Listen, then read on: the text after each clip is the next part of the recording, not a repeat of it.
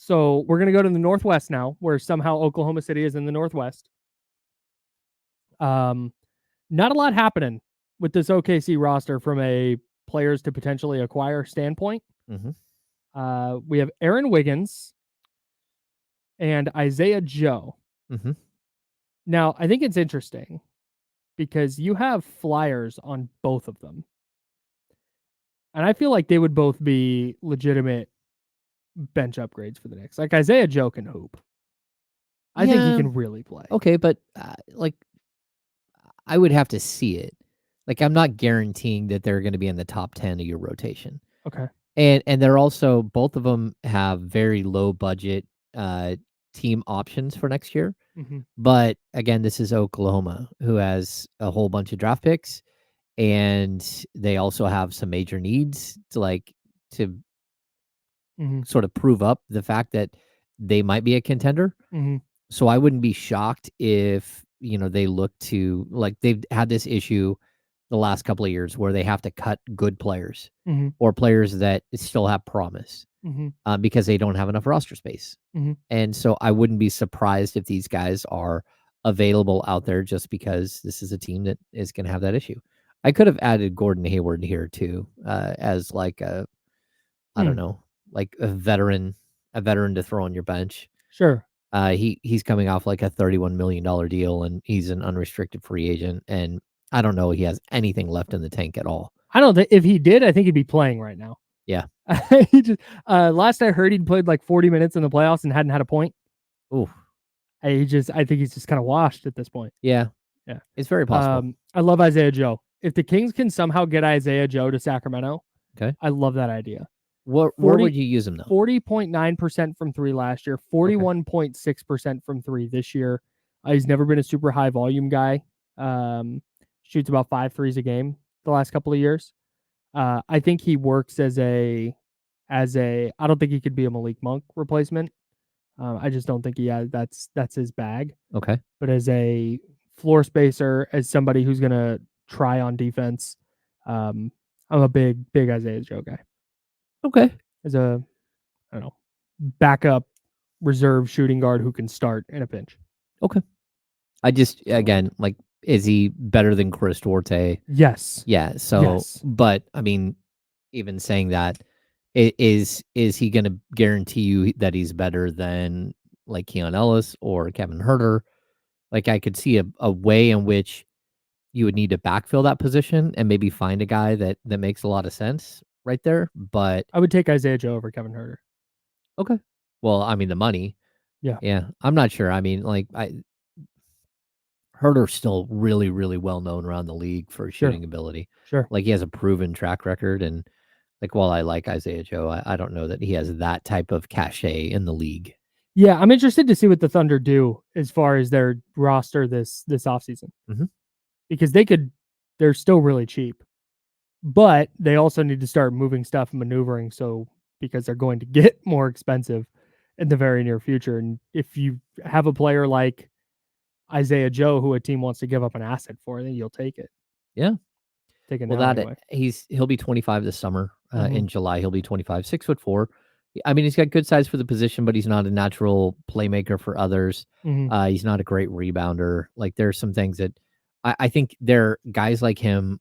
There are a lot of them around the league that, have a tough time breaking into like a full-time rotational player. He played 18 and a half minutes this year over 78 games. So that shows you that they believe in him. But how much do they believe in him? I think we'll find out. Like, he's just one of those players. Here's why I think I might be so high on him. He's one of those players that when your team is playing against him and he catches the ball, you're just like how was nobody guarding that guy? Yeah. And it feels like he shot 41.6% from three this year. I swear to God, I've never seen him miss. Yeah. It's one of those type of guys. Yeah, I think if you can bring in Isaiah Joe, Aaron Wiggins has been playing like real minutes for them in the playoffs. It's very strange. Because Josh Giddey suddenly can't figure out how to play basketball. Yeah.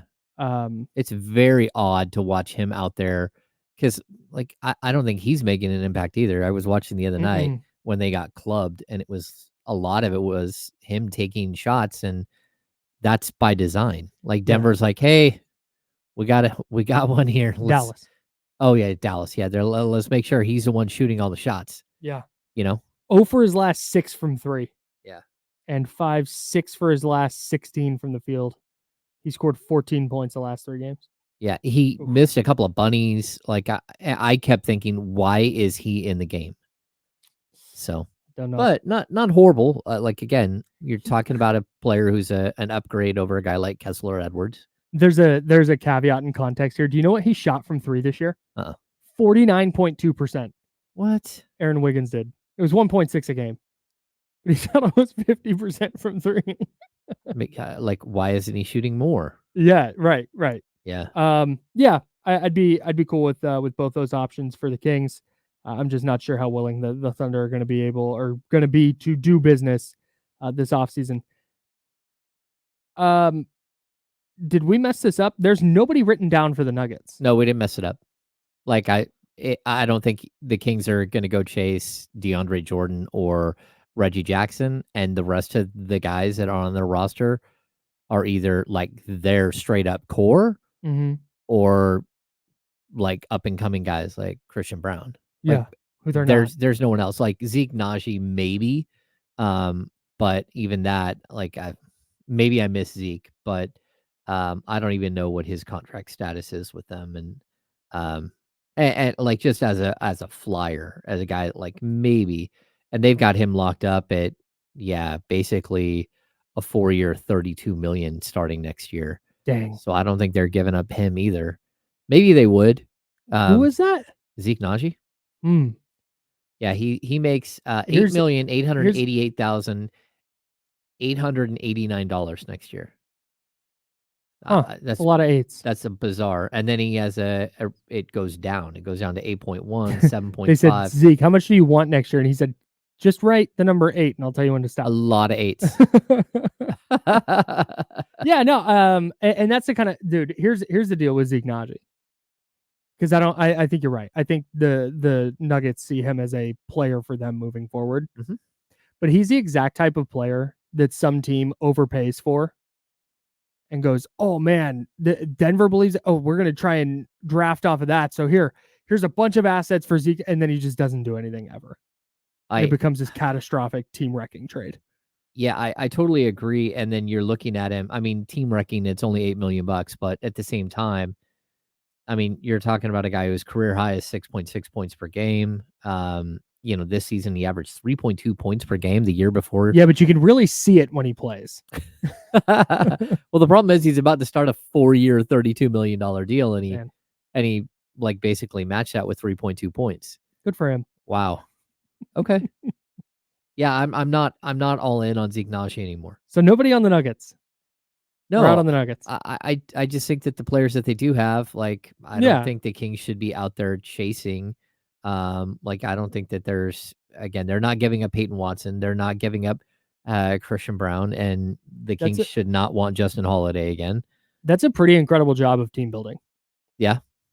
When you've reached this point where you have a starting group and a rotation that you're very comfortable with, that you can fit into the confines of the salary cap rules. And you have a couple of younger players who are on cheap deals that you feel good about bringing up.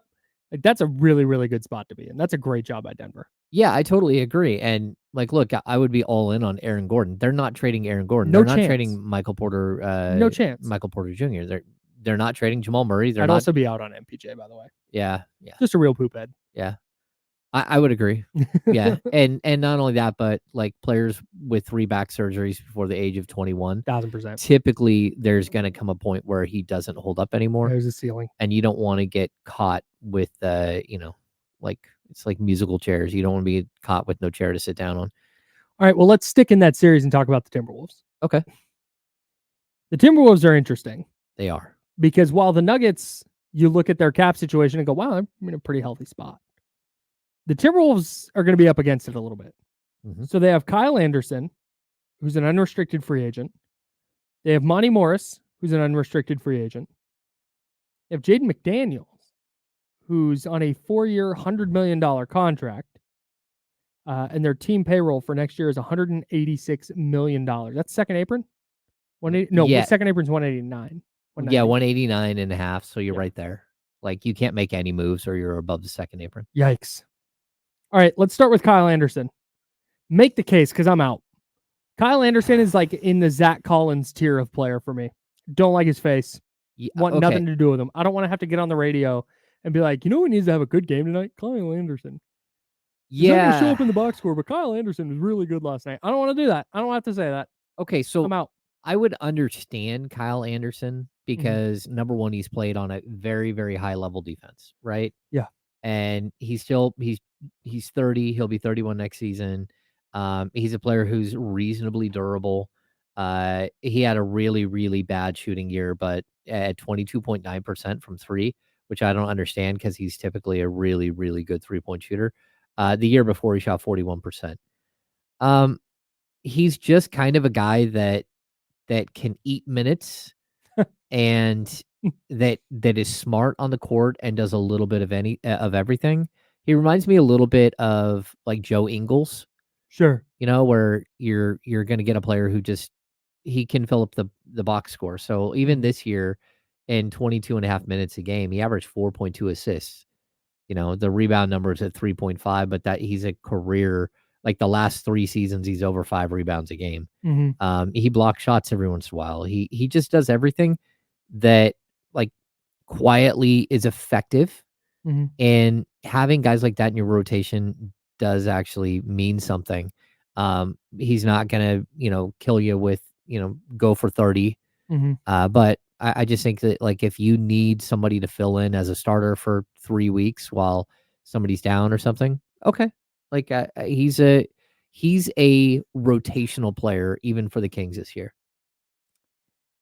I hate that his entire aura is look at how freaking slow he is. Yeah. I get it. I get it. From a pure, like, remove the name and face. He's going to know where to be on defense. He's going to know where to go with the ball on offense. From everything I've gathered, he's a fine teammate. I just, from a personal standpoint, I'm out. I don't like his face. That's fine. I can understand being totally out on him, but we have to put him on the list because no doubt. He's a player that's probably going to be part of the mid-level exception, probably close to $10 million a year, maybe a little bit less. He's made plenty of money in his career. He's been right around the $8 or $9 million range for a long time. And I wouldn't doubt, like, he has a 2-year, $18 million deal. I wouldn't doubt that he's right around that price again. Sure. He comes from the Spurs tree. So, again, smart player, knows how to play the game. And, I wouldn't want him and Sasha Vezenkov and Trey Lyles and Harrison Barnes in the same forward rotation. That's not going to fly. But if you gut your forward rotation and really mix it up, okay. Yeah. Like, I wouldn't have a huge issue with him. Yeah. I guess that's fine. Okay. I guess. You don't like it. I get the basketball aspect of it. Everything I'm saying is irrational. The next player is a guy I really like, and that's Monty Morris. And it's tough because we have no idea what's happening with Malik Monk, whether he's staying or going. But Monty Morris is one of those players that I would put firmly in the Malik Monk replacement category. He hasn't been that the last couple of years for Minnesota and Detroit. He's 5 points a game this year, 2.1 assists in 14.4 minutes across 33 games. But this is a player who in 22-23 last season for Washington, 10 points, 5.3 assists. The year before that with Denver in 21-22, he was 12.6 points, 4.4 assists. The year before that, he was 10-3.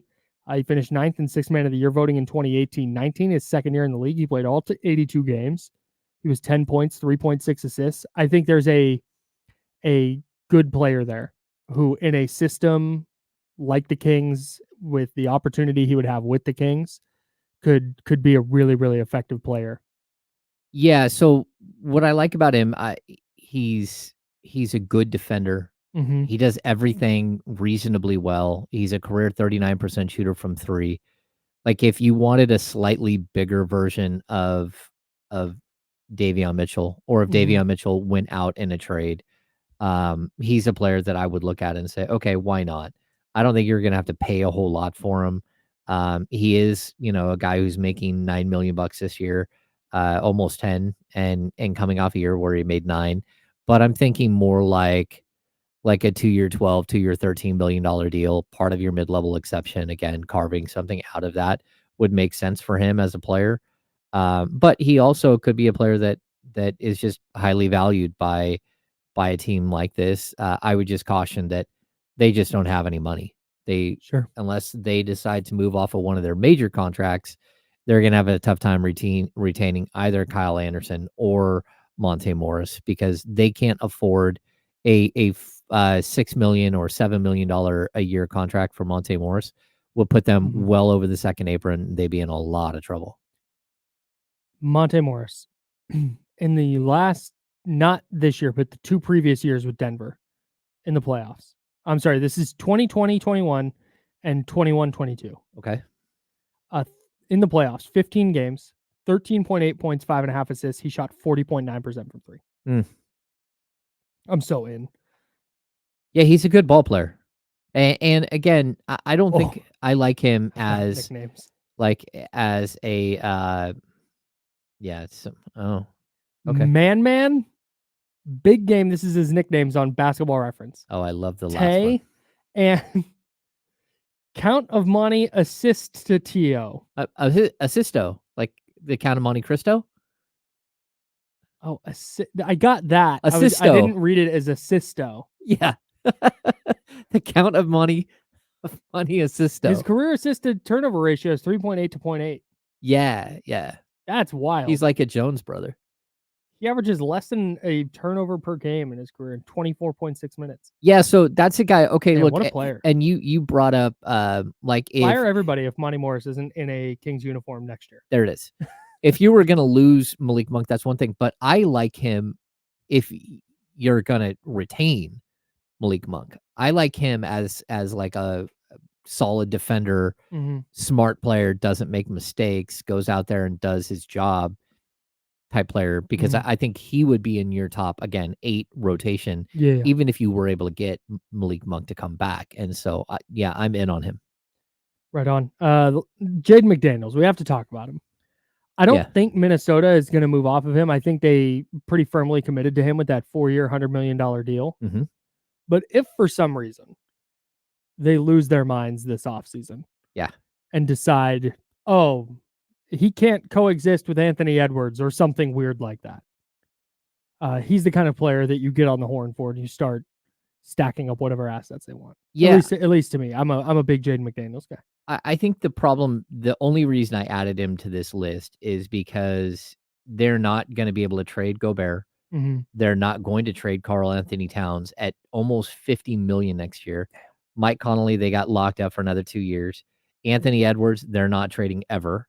And then Naz Reid, they're not trading. Like, I feel like if they have to make a move to get below the apron and to save luxury tax and all that stuff, he would be the player that you would kind of circle and say, okay, like, I don't want to get rid of him, but if you had to, like, that would be the player. That would be insane. Well, it would be insane. I totally agree with you, but it's either him or Naz Reid that you have to make that decision on if you do in fact believe that you've got to get down closer to the luxury tax. It's tough. The problem is their team is all top heavy salary. They have no middle ground at all. They don't have the $6 and $8 million players that the Kings have. They don't even have really like the $18 million players that the Kings have moving forward outside of Naz Reid.